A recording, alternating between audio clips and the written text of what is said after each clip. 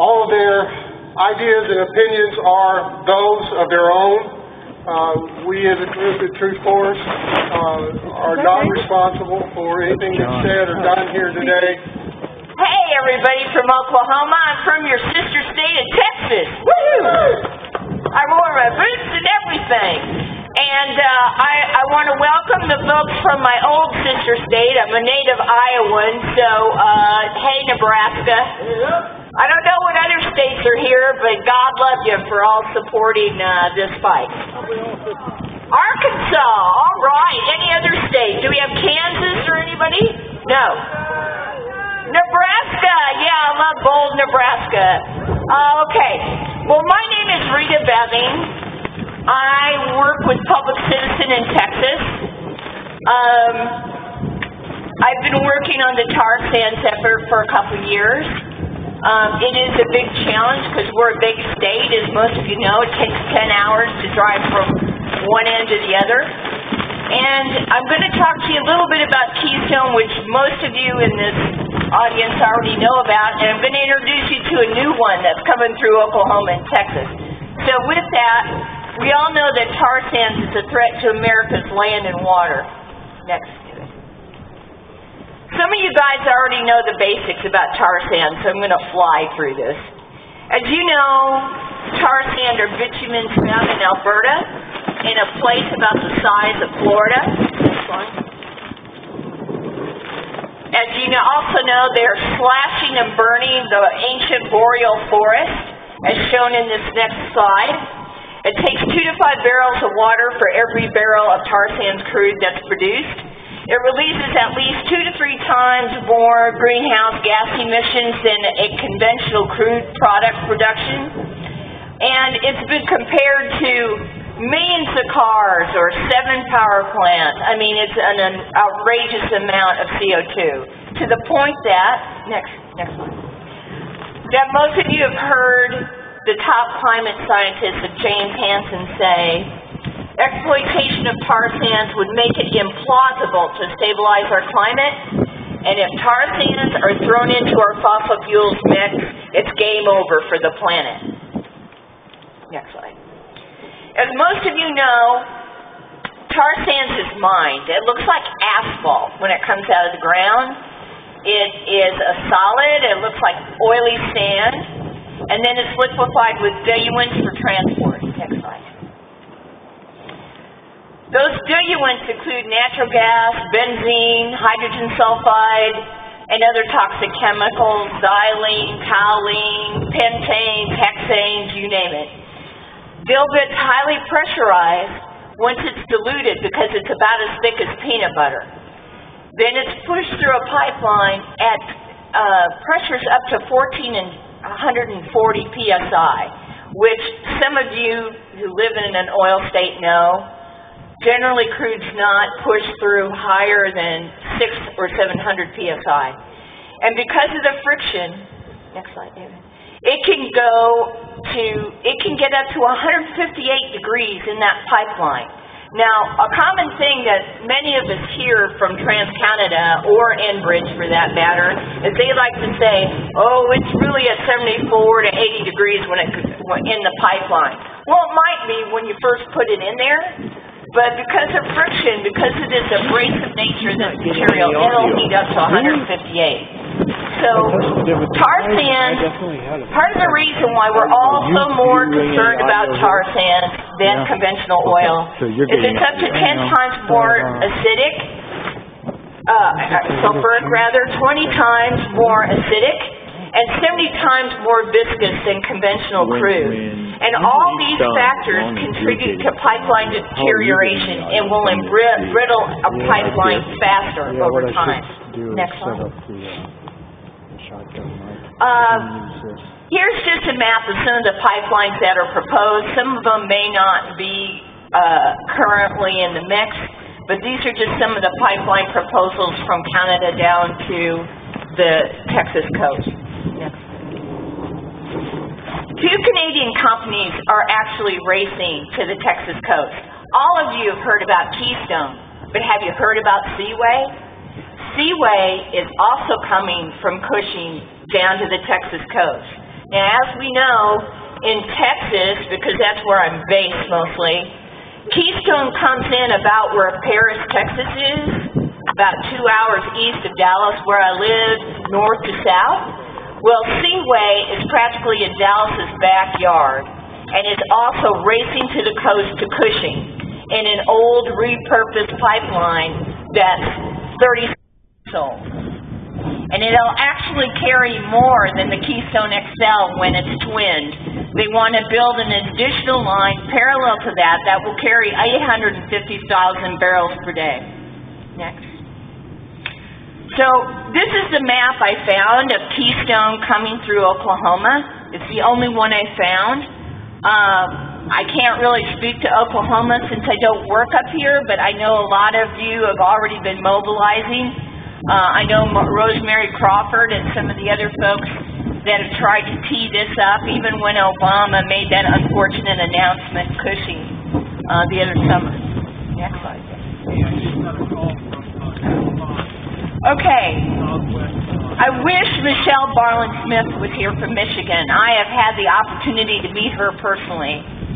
But what Michelle will tell you is, when the largest onshore spill in U.S. history happened on the Kalamazoo River near Marshall and Battle Creek, Michigan, they had people evacuated almost 6 miles away from the pipeline, because this is what happens. The benzene and the hydrogen sulfide, when there's a spill, goes airborne. The rest of the heavier material, the heavier bitumen, sinks like a stone. It's like paving a creek. So it traveled 35 miles. It's been more than 2 years and $850 million, and the spill is not cleaned up, and it started in July 2010. Just the other week, the EPA finally ordered Enbridge to dredge the Kalamazoo because they can't get all the oil up. That's how bad it is. And I'll tell you, when this spill happened, benzene was off the charts. It was at 15,000 parts per million. The ATSDR rate, the registry they use to quantify hazards to the public, the limit on benzene is 9. We thought it was a mistake. When we called up to Michigan, we said, oh, it couldn't be as high as 15,000. And they said, yeah, it was. So that's the dangers we're looking at should there be a spill. And as we know, Keystone's brand new pipeline, Keystone 1, has had more than 12 spills in less than a year's time. Also, we also know that Enbridge has now had this largest onshore spill in U.S. history. This stuff is so unstable that it can be ignited with a heat or spark. And as a matter of fact, Enbridge had 2 employees killed on the same Lakehead B line in 2007 by simply a defective tool making it explode. Next slide. So, I want to tell you a little bit about this other pipeline you may not have heard about. Enbridge has reversed an old pipeline that they bought out the partnership on with ConocoPhillips. It's called Seaway. And I look for repurposed pipelines to be the way of the future. The reason being is, why should you go through what TransCanada is doing with presidential permit, an environmental impact statement, all these hearings, et cetera, when all you got to do is buy out an old pipeline already in the ground and twin it to make a super highway. And that's exactly what Enbridge is proposing to do with Seaway. If you can see the map on the screen, you will see word Flanagan. They are going to twin the existing Spearhead line from the Midwest with the Flanagan line. Then, when they get to Cushing, they're going to twin the old Seaway line that's going to carry 400,000 barrels per day with a second line that's going to be 450,000 barrels per day. So you're going to have 850,000 barrels per day of crude. Now, next slide. So this is really scary because down in Texas, and I'm sure you guys run into this in Nebraska and Oklahoma, we give our blessing for oil and gas out of the Railroad Commission. Bad name, but that's who blesses it. All you have to do in Texas is walk in the office. Any of us here could be a pipeline company. If we just check a box on the T4 form, say we're a common carrier, sign our name, and under penalty of perjury, you and I can start condemning landowners. Is that not ridiculous? And so that's what happens in Texas.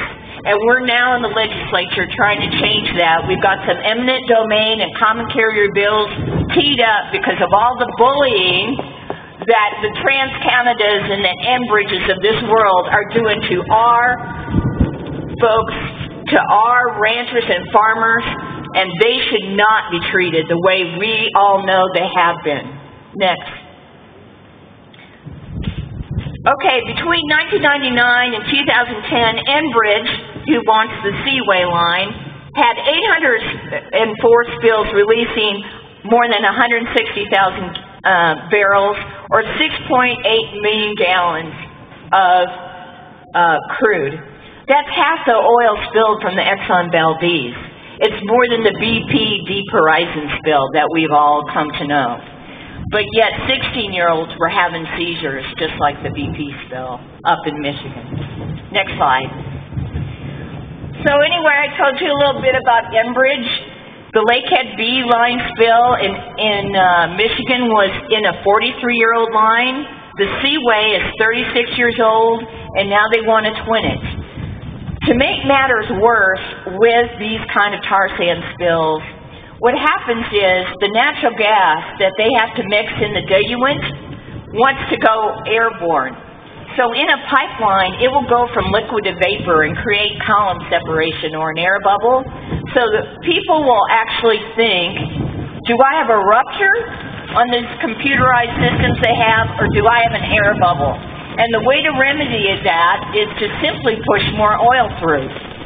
So in case of the Kalamazoo, their workers actually push more oil through for 3 shifts and 17 hours. 17 hours they pushed oil through till some utility worker called up Enbridge and said by the river, you got a problem here, guys. We got oil, like tons of it, going in the river. Only then did they decide they had a rupture. Only then did they tell emergency responders. On top of it, Enbridge gave the incorrect MSDS sheets. Those are the emergency type sheets you give for hazardous materials. They gave them conventional crude MSDS sheets. I have a copy of them. When you get to the part where it says toxicity, it says not available. And you know why? Because they declare it as proprietary, just like they have done with fracking fluid. And so these emergency responders in the first week did not know what they were dealing with, essentially. Next. So now, what are we all supposed to do in Nebraska if this happens, or Oklahoma, or Texas? As we all know, these are rural areas. We've got volunteer fire departments. They can't deal with a hazardous spill like that. I work with some small towns in East Texas, Gallatin, Alto, and Reclaw. They would have to get a hazmat team at least an hour and a half in Tyler, Texas, or Longview to help them. And then we've got a problem with water contamination. You know, the president overlooked in Texas that there were 3 aquifers crossed by Keystone. The Carrizo-Wilcox, which feeds 60 counties and up to 12 million people. The Yewa Aquifer that feeds folks down by Diboll, Texas. And last, the Gulf Coast Aquifer. And as we all know, we have waterways threatened all the up and down this pipeline. In Texas alone, Keystone crosses 531 water crossings, but the Army Corps of Engineers just gave them a rubber stamp. 3 districts didn't even give it a second look and gave them a blanket 404 permit. So we all have to think about who's going to bear the liability and who's going to clean up such a spill. And here's another kicker to this whole deal. Guess what? Tar sand companies don't have to pay into the U.S. Spill Liability Fund because the IRS claims they're not crude. Yet, they come to Texas and they check the crude box that that's what they're carrying. So while conventional oil companies have to pay 8 cents a barrel into a conventional crude fund, these tar sand companies don't have to pay any money into the U.S. Spill Liability Fund. We had testimony at the Railroad Commission this past December, and that fund last year in February, just 2 months into the year, was at $131 million. That's all that was left out of a $1 billion fund. Now, if we start increasing tar sands pipelines that are surely going to leak, just like Mike talked about, what are we going to do and who's going to pick up the tab? Probably us. Next slide.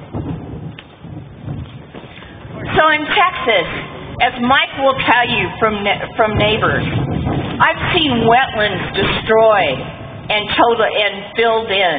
This is actually Eleanor Fairchild's land near Winsboro.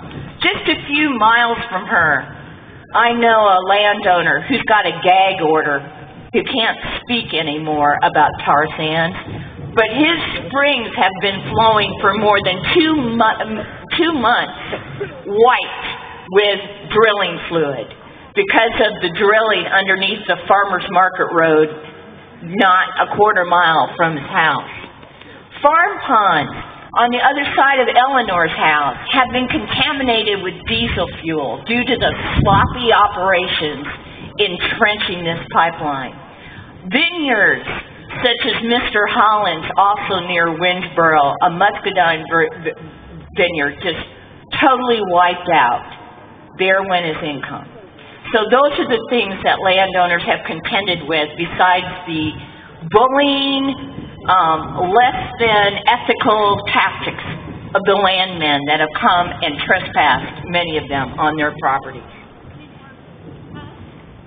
So, I'm going to wrap this up, but what can we do? As the folks in Nebraska will tell you, they are going through a supplemental environmental impact statement. Their deadline is April 22nd.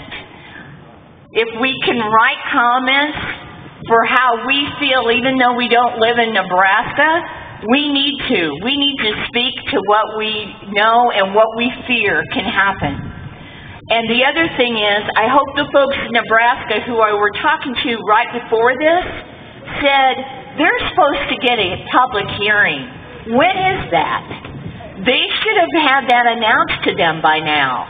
Usually in most cases, you get a public hearing with a 30-day notice. Well, April 22nd's around the corner. Where's the 30-day notice? And to my knowledge, it's still the only hearing. That is ridiculous. We need to demand more hearings on this environmental impact statement for all of us.